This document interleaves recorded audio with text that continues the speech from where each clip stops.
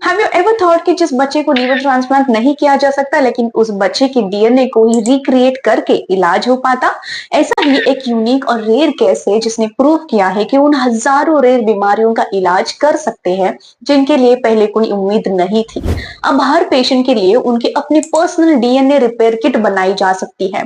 ये केस था फिलाडेल्फिया से 7 महीने का बच्चा केजे, जिससे CPS1 डिफिशियंसी था, एक रेयर मेटाबॉलिक डिसऑर्डर।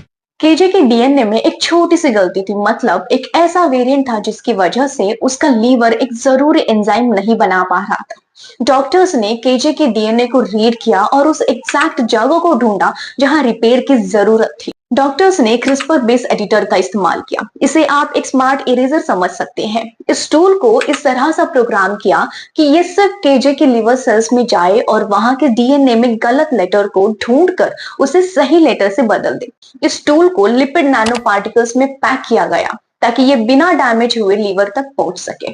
ये कोई बड़ा ऑपरेशन नहीं था। केजे को ये मेडिसिन एक आईवी ड्रिप के जरिए दी गई थी। जब ये नैनो पार्टिकल्स ब्लड के जरिए लीवर में पहुंचे तो ये उन्होंने उन्हीं सेल्स के अंदर जाकर डीएनए को एडिट करना शुरू किया।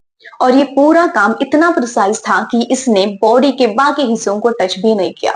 जैसे जैसे लीवर के सेल्स रिपेयर हुए, उन्होंने CPS1 एंजाइम बनाना शुरू कर दिया था। पहले केजी प्रोटीन हजम नहीं कर पाता था क्योंकि उससे अमोनिया बनता था। एडिट के बाद उसका लीवर अब खुद उस अमोनिया को साफ करने लगा। इसे चेक करने के लिए केजी को थोड़ा थोड़ा प्रोटीन दिया गया और उसका ब्लड टेस्ट किया गया, जो बिल्कुल नॉर्मल आए। आमतौर पर एक नई जीन थेरेपी बनाने के लिए सालों लग जाते हैं, लेकिन केजी के केस में उसे वेरिएंट को आइडेंटिफाई करने से लेकर दवाई बनाने और इन्फ्यूजन देने तक का काम सिर्फ और सिर्फ 6 महीने में पूरा हो गया।